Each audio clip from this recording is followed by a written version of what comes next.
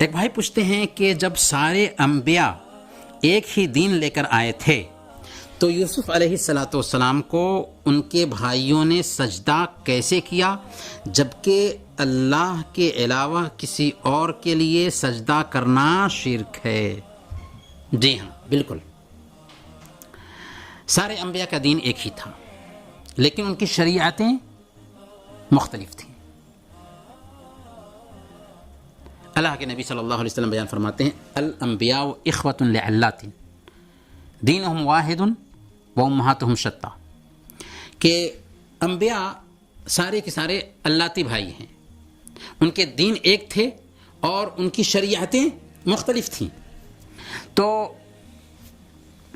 سارے انبیاء نے توحید کی تعلیم دی، لیکن انبیاء آتے تھے تو ان کو الگ الگ شریعت دی گئی، اور یہ جو الگ الگ شریعت دی گئی کیونکہ اللہ تعالیٰ نے ایک انسان کی طبیعت کے حساب سے اس کے ساتھ معاملہ کیا،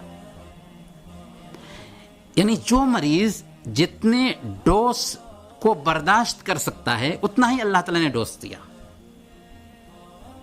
یہاں تک کہ انسانی عقل میں جب پورے طور پر ترقی آ گئی تو اللہ تعالیٰ نے مکمل نظام حیات دے کر کے آخری نبی محمد رسول اللہ صلی اللہ علیہ وسلم کو ساری انسانیت کے لیے رحمت بنا کر بھیجا۔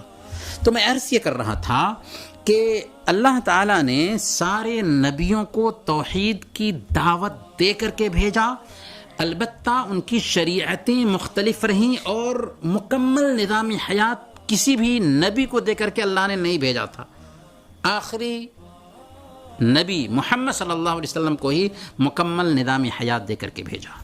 تو جب شریعتیں مختلف تھیں تو شریعتوں کے اختلاف کی بنیاد پر کچھ مسائل ایسے ہمارے سامنے میں آتے ہیں کہ ایک شریعت میں وہ چیز جائز تھی اور دوسری شریعت میں وہ چیز جائز نہیں ہے، اور انہی میں سے ایک یہ سجدہ بھی ہے۔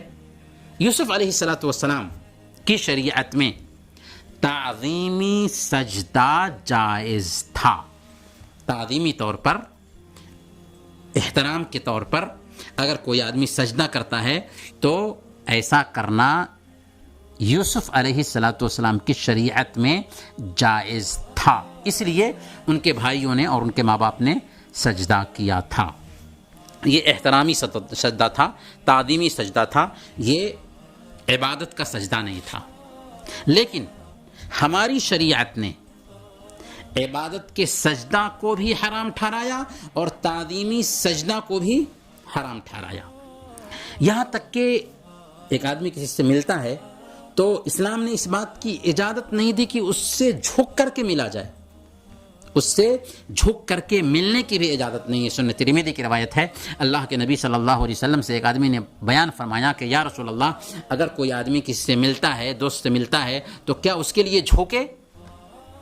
اینحنی لہو، کیا اس کے لیے جھک کر کے اس کے ساتھ میں معاملہ کرے؟ آپ نے فرمایا اللہ، جھک بھی نہیں سکتا اس کے سامنے، جائے کہ اس کو سجدہ کرے۔ اور سجدے کی جہاں تک بات ہے تو ہماری شریعت نے اس بات سے روکا ہے کہ تعظیمی سجدہ بھی نہیں کر سکتے۔ سنن ابی داؤد کی روایت ہے، حضرت قیس بن سعد رضی اللہ تعالی عنہ صحابی رسول ہیں، وہ کہتے ہیں کہ میں حیرہ گیا تو میں نے حیرہ میں دیکھا کہ لوگ اپنے سرداروں کو سجدہ کرتے ہیں۔ میں نے سوچا کہ حیرہ کے لوگ اپنے سرداروں کو سجدہ کرتے ہیں تو اللہ کے نبی صلی اللہ علیہ وسلم زیادہ حق رکھتے ہیں کہ ان کو سجدہ کیا جائے۔ چنانچہ میں اللہ کے نبی صلی اللہ علیہ وسلم کے پاس آیا اور اللہ کے نبی صلی اللہ علیہ وسلم سے گزارش کی، کہا کہ یا رسول اللہ، میں حیرہ گیا تو میں نے دیکھا کہ وہاں کے لوگ اپنے سرداروں کو سجدہ کرتے ہیں، میری خواہش ہے کہ میں آپ کو سجدہ کروں۔ اللہ کے نبی صلی اللہ علیہ وسلم نے فرمایا، خبردار، ایسا مت کرنا، کیا تم اگر میری قبر کے پاس سے گزرو گے تو کیا تم مجھے سجدہ کرو گے؟ انہوں نے کہا کہ نہیں یا رسول اللہ، نہیں کروں گا۔ تو آپ نے فرمایا کہ ہاں بالکل، ایسا مت کرنا، لو كنت امر احدا ان يسجد لاحد لامرت المراه ان تسجد لزوجها. اگر میں کسی کو حکم دیتا کہ کسی دوسرے کو سجدہ کرے تو ایک عورت کو حکم دیتا کہ وہ اپنے شوہر کو سجدہ کرے. اس لیے ہماری شریعت میں اس بات کی گنجائش قطعا نہیں رکھی گئی ہے کہ ایک آدمی تعظیمی طور پر بھی کسی کو سجدہ کرے، کوئی بھی ہو، اپنے آپ کو ولی ہی کیوں نہ کہتا ہو. حالانکہ ولی کون ہوتا ہے؟ الا ان اولیاء اللہ لا خوف علیہم ولا هم يحزنون الذین آمنوا وكانوا يتقون.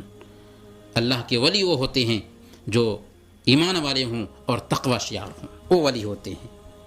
اللہ کے نبی صلی اللہ علیہ وسلم نے اس بات کو برداشت نہیں کیا کہ ان کو سجدہ کیا جائے. ظاہر سی بات ہے کہ ایک صحابی تعظیمی سجدہ ہی کرے گا، ورنہ شرک کی تو گنجائش ہی نہیں پائی جا سکتی ہے، تصور بھی نہیں آ سکتا ہے ایک صحابی کے ذہن میں. تو یہ تعظیمی سجدہ کا ارادہ کیا تھا. حضرت قیس بن سعد نے اللہ کے نبی صلی اللہ علیہ وسلم نے سختی سے منع کیا کہ نہیں، ایسا نہیں کر سکتے. تم اگر میری قبر کے پاس جاؤ گے تو کیا تم وہاں پہ سجدہ کرو گے؟ اور اللہ کے نبی صلی اللہ علیہ وسلم نے ایک قاعدہ بتا دیا کہ اگر میں کسی کو سجدہ کرنے کا حکم دیتا تو ایک عورت کو حکم دیتا کہ وہ اپنے شوہر کو سجدہ کرے. لیکن ہماری شریعت میں کسی کے لیے بھی سجدہ کرنے کی گنجائش نہیں رکھی گئی ہے. تو کہنے کا مطلب یہ ہے کہ یوسف علیہ السلام کی شریعت محمدی سے الگ تھی. ان کی شریعت میں اس بات کی گنجائش تھی، اس لیے تعظیمی سجدہ ان کے بھائیوں نے ان کو کیا تھا. لیکن ہماری شریعت میں تعظیمی سجدہ بھی حرام ہے، جائز نہیں ہے.